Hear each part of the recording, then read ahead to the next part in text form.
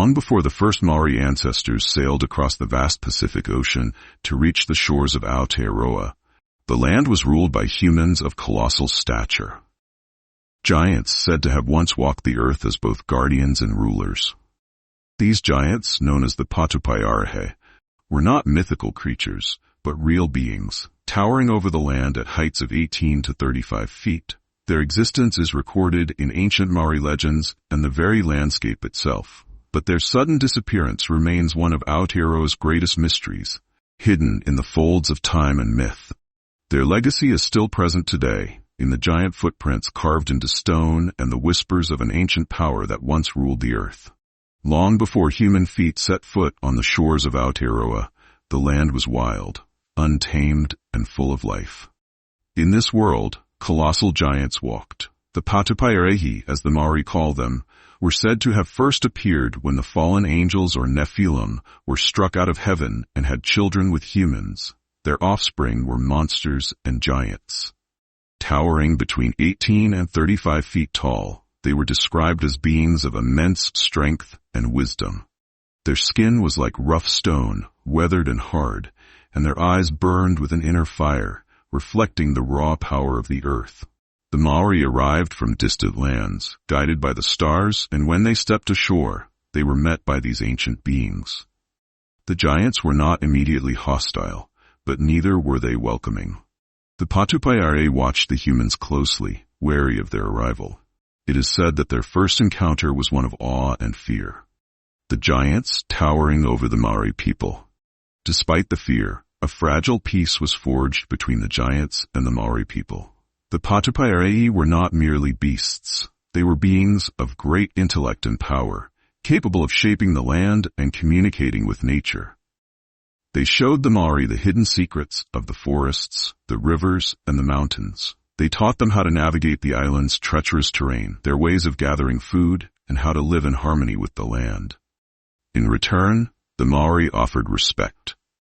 The Patupaiarehe were not gods, but they were revered as powerful, ancient beings who had mastered the land in ways that the Maori could only hope to understand. But the giants were clear. Respect the land, for it is the God that gave life to us. If the balance is disturbed, it will be God himself that punishes you. For many years, the Maori and Patupaiarehe giants coexisted, but the peace was always fragile. The Patupaiarehe retreated to the most remote corners of Aotearoa, into the highest mountain peaks and the densest forests, allowing the Maori to settle and thrive.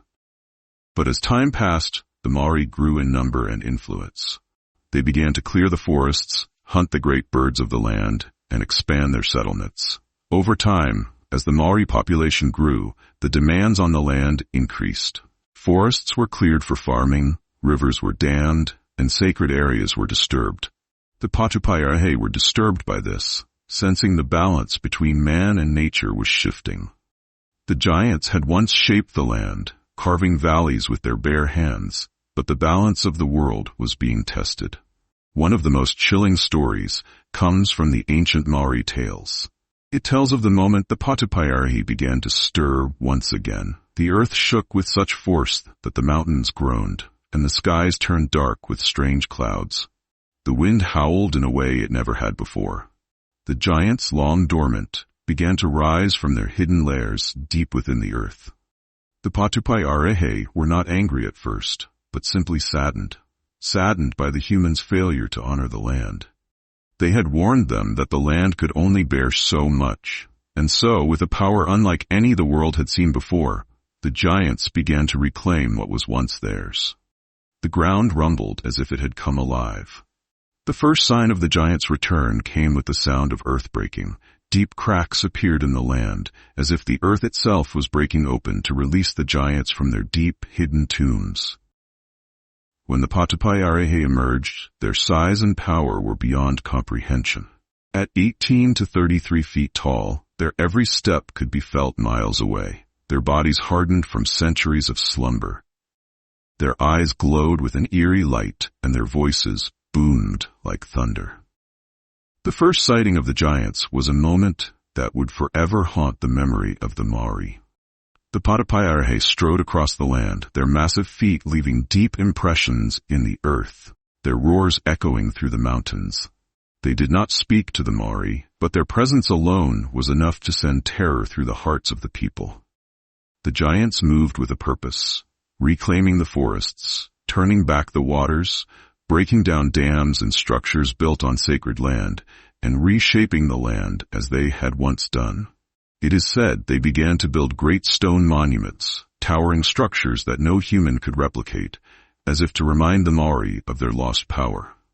In a final act of defiance, the giants unleashed a storm that shook the very foundations of the world. Winds howled through the land, knocking down trees like matchsticks, and lightning struck with a fury unseen before. The sky was filled with dark clouds, and the rain fell in torrents, flooding the rivers and lakes. As the storm raged, angles themselves intervened, sending mighty waves of fire and wind to confront the giants. The land could not contain both the giants and the Maori, and so a great battle ensued. With the strength of the earth itself, the angels struck the giants down, driving them back into the mountains where they would sleep. There are still rumors that the deep forests of New Zealand still inhabit giants like these, and that not all of them were wiped out. Thanks for watching. Please consider leaving a like or subscription so I can continue to make AI videos.